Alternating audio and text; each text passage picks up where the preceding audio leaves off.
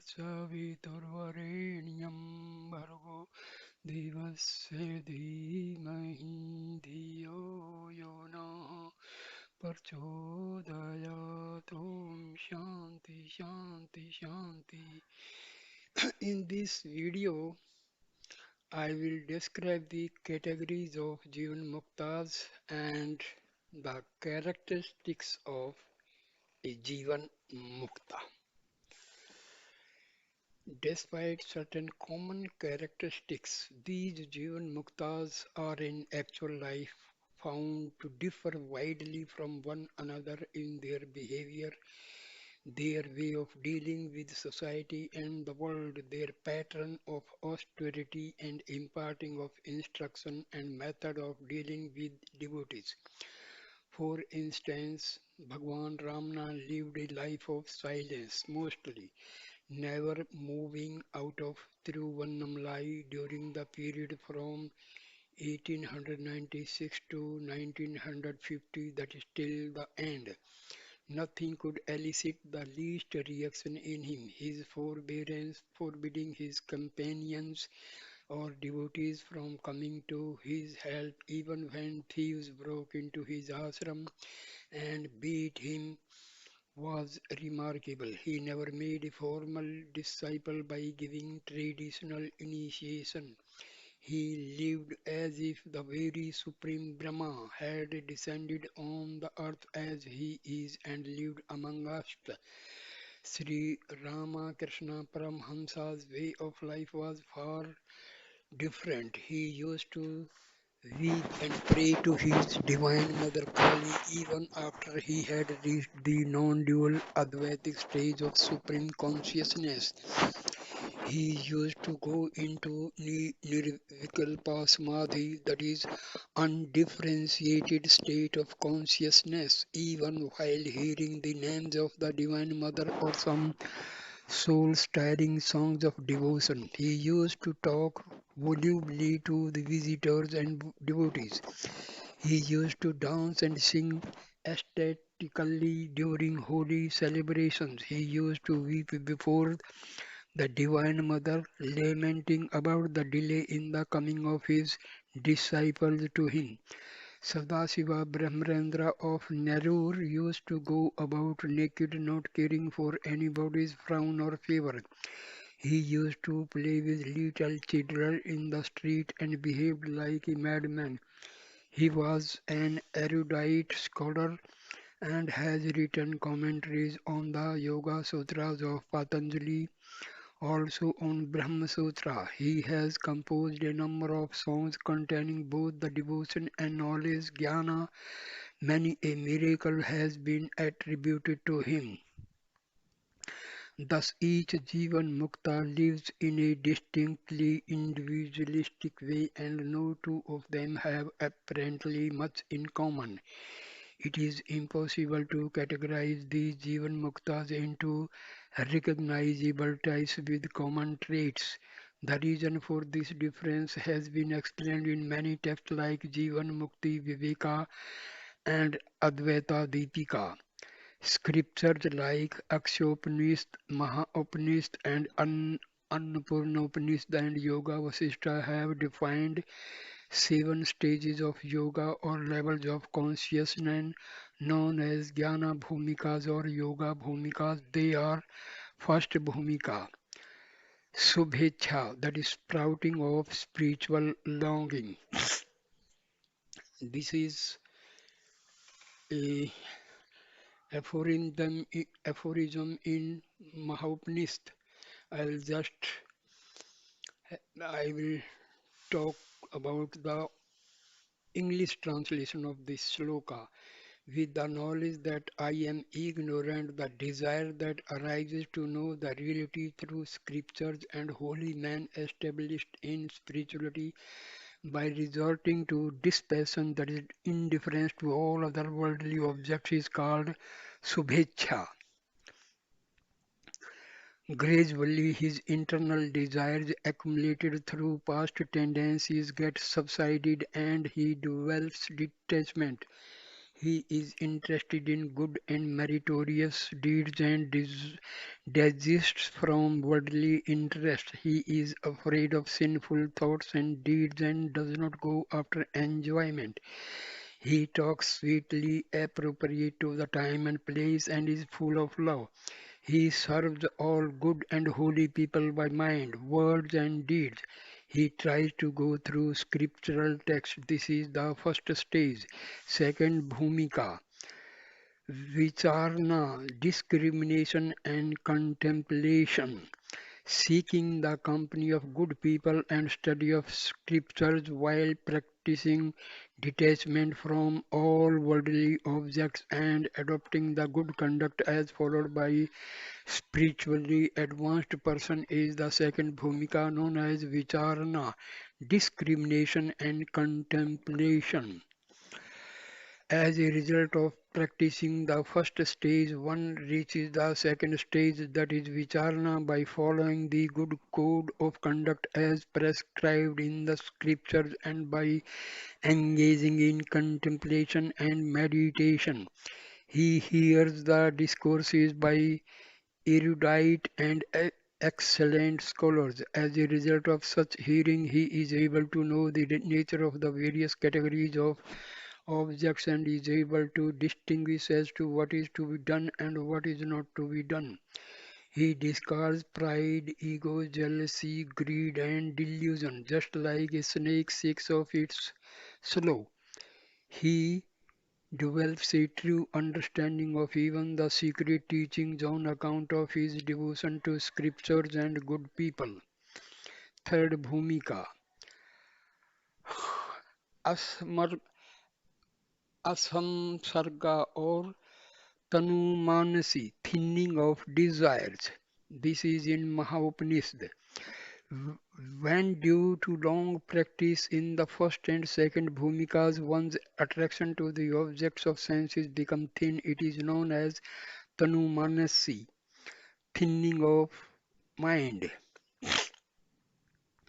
This stage is verily a bed of roses on account of his mind being firmly engaged in the contemplation of the meaning of scriptural teaching through the spiritual discourses of holy man. His mind acquires tranquility and he finds pleasure in wandering in solitude in jungles and other places and spends his life sleeping on stones. By performance of meritorious deeds and by constant practice of scriptures and company of holy men, he spends a life of comfortable detachment. His perception of the world and the matter gets more and more clarity. Fourth bhumika, sattvapatti, pure mind. By repeated practice of the first three stages, when the withdrawal of the mind from all worldly objects get established, the mind remains engaged in the pure self. This is the fourth stage known as sattvapatti, that is pure mind. In this stage, ignorance gets mostly effaced and one begins to look at all things of the world with an equal vision. Dualism disappears and non-duality takes root. One begins to deem the world as a dream. This is also called a dream stage. Fifth bhumika, asamsakti, complete lack of attachment. Accord, according of Akshyopanishad, the third stage itself is known as asamsarga, lack of attachment. When one disassociates himself from the doership of all actions, everything happens as a result of actions of past birth, prarabdha, or as per the Lord's will. The ultimate achievement of this stage is that one remains tranquil and silent in his inner form without thinking of any external objects. According to this version, fifth stage is called susupta, asleep. Then, as per Mahopanist, having been completely disassociated with the objects of the world, remaining established in the state of witness consciousness on account of the firm conviction about the absolute truth is the fifth stage. As per Akshyopanishad, part second, and 32-36, the mind completely subsides at this stage. Consequently, the world does not appear before such a person. All differences disappear. This person remains only in his emness as sheer existence. He is inwardly enlightened. He is established in non-duality. Even while engaged in actions externally, his attention is inwards and so looks as if he is asleep. Sixth Bhumika, Padartha Bhavana, absorption in the truth. In this stage, the mind is absorbed in the witness state which transcends all things internal as well as external. He firmly revels in his own self. The Akshaupanishad calls this stage as Turiya, transcendental. Mahaupanishad terms the seventh stage as Turiya or Turiyaga, transcendental. In this stage, with a lot of effort, he recognized that Brahma, Supreme Being, is his own self. One is now in a stage which can either be called as being or non-being and is absolutely fearless. All the notes in his mind have been loosened, all doubts set at rest. A fully blossomed Jivanmukta, he remains unmoved like a burning lamp in a painting. Sixth, seventh Bhumika, Turiya, transcendental. This is in Mahaupanishad. Akshaupanishad terms this stage as Videha Muktata, thoroughly oblivious of the existence of a body. According to some, this stage can be obtained only after death, when the body is left. Mahaupanishad also, while calling it as Turiya, asserts that only when one crosses this stage Videha Mukti results. This is the stage where one is firmly established in his own natural state, that is Brahma. This is a state beyond words and is the highest state. The pure consciousness, all the superimposition of the world, body, etc., is effaced without a trace. Even though persons in all the last four of the Jnana Bhumikas are considered to be knowers of Brahma, Brahmavid, the last three belong to Jivan Muktas and they are respectively known as great knowers of Brahma, and the best among the knowers of Brahma, Brahmavidaraha, Brahmavidariyan, and Brahmavidyaristha, respectively. There again, the seventh last bhumika is deemed by some to belong to Videha Mukta, those who are freed from the body and have no awareness of the body at all. Again, according to some, Videha Mukti is obtained only after one discards the body after death. Ultimately, the Videha Mukta is only a refined version of Jivan Mukta.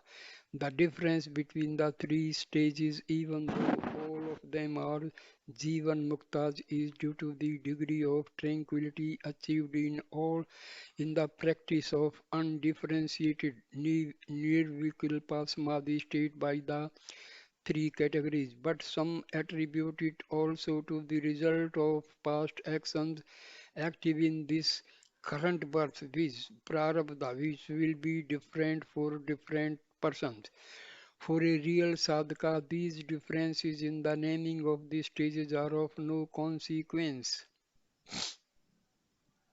According to Adhyatmopanishad, the effect of prarabdha is not destroyed even after attaining jnana, the highest knowledge, as it is like an arrow already released, which cannot be stopped en route without reaching the target. But this is applicable so long as the body sense continues, as ultimately even prarabdha is an imagination of the mind due to the illusion of the body. For whatever reason, we have to accept the fact that due to the will of God, substantial differences exist between one Jivan Mukta and another in their way of functioning in life, etc. In practice, one of the unfailing tests is recognizing a Jivan Mukta is that when any aspirant or seeker, sometimes even any common man, comes and sits by the side of a Jivan Mukta, For some time he will find all agitations and worries in his mind disappearing automatically, and he continues to feel a sort of spiritual exhilaration, inner strength, and peace for a long time, sometimes for days, depending on his own stage of development. Even after he leaves the presence of the saint, one finds his spiritual battery fully charged, while endows him with a different outlook, enabling him to tackle problems and situations at home, office, and in society with ease and a lack of tension or concern about the result. It is said that in the case of Bhagwan Ramana, the doubts of ever so many devotees like Mr. Paul Brunton used to get solved while simply sitting in silence before him, and there was no need to give vocal expression. Now I will describe the characteristics of a Jivan Mukta. What are the qualities? The various Upanishads describe the Jivan Mukta as follows. Number one, a Jivan Mukta is one who never identifies himself with his body or senses, say, I am the body, etc., and never considers the rest of the objects of the world as separate from him. He, as Brahman, the supreme consciousness, is the substratum of the entire world. This is a highly objective and subtle quality which will be difficult for an observer to recognize. Number two, he always lives in the supreme consciousness of his undifferentiated existence where he is non-different from all the beings. He has no longer any attachment to anything other than his own self. Third, the Jivan Mukta in the fifth state of consciousness, Jnana Bhumika, remains as if he is half asleep, and whenever he goes into Samadhi state, he can get up by himself. The one in the sixth Bhumika remains as if he is asleep, merged in dense bliss, and wakes up from Samadhi state only when aroused by others. The seventh state is the most wonderful and unique state, called also as Turyatita, beyond the transcendental, which is Brahma itself. It remains without any thought of being or non-being, ego or non-ego, as pure existence, only Laghu Yoga Vasishtha. It is impossible for the mind to conceive of it and for words to describe it. In my own personal opinion, in recent times till April 1950, Bhagwan Ramana was an example for that seventh state. The liberated one, when he moves with older and scholarly people, talks at their own level profoundly. While talking with children, he talks at their level, cutting jokes and making them laugh. When people in sorrow come to him, he is also full of sorrow in empathy with them.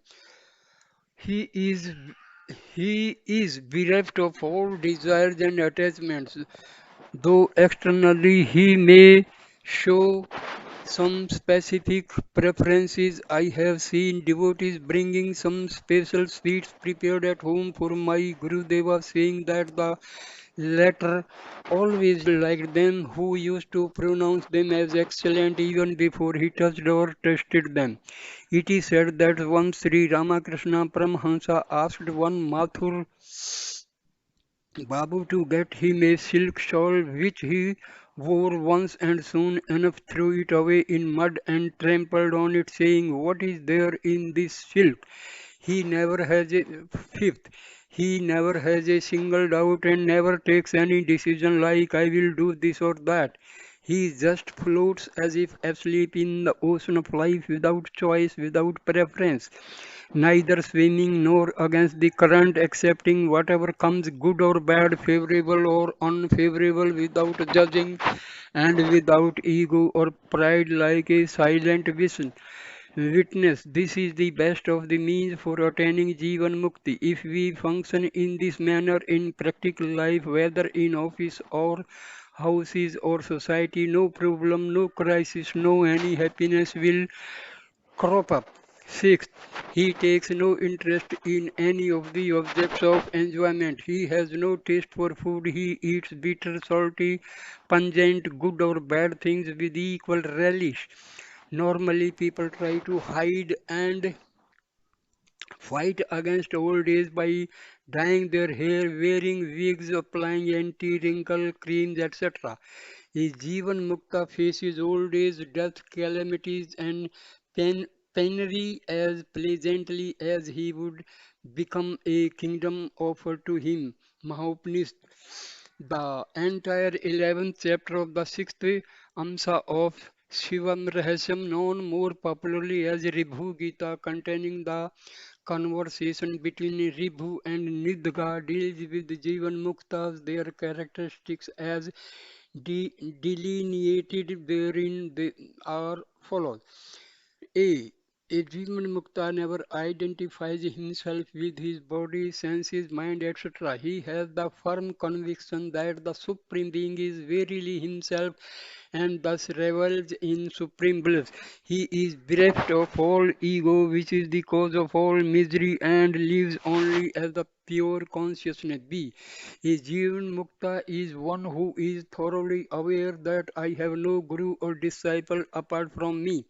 There is no transcendental knowledge apart from me. There is no sacred place of pilgrimage apart from me. There is no service to the Lord apart from me. There is no God apart from me.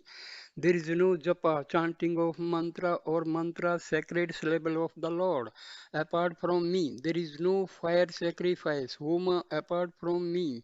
Nor is there any night ignorance. All the world is in me, not apart. Thus the Jivan Mukta rests in his own self. See, I am in no delusion. I have no knowledge apart from me. I have no secrets to hide. I have no lineage. Kulam. I have lineage, that is kulam. I have nothing, I possess nothing. The one who contemplates thus is a Jivan Mukta. D. There is no question of any repeated spiritual practice or knowledge to be gained. There is no question of attaining any peace of mind nor of controlling the senses. E. The one who knows that I have nothing to be spoken to, not even a little, nor have anything to hear or contemplate in the least, is a Jivan Mukta. F. I am convinced thoroughly that I am the Supreme Being, Brahma. I am the Brahma and I am the Brahma, and also I am the pure consciousness. I am the pure conscience. This is the state in which a Jivan Mukta always lives. The entire Ribhu Gita, including the chapter on Jivan Mukta, is meant for constant contemplation on Brahma and for catapulting the seeker into the contemplation that I am the Brahma, Aham Brahma Bhavana.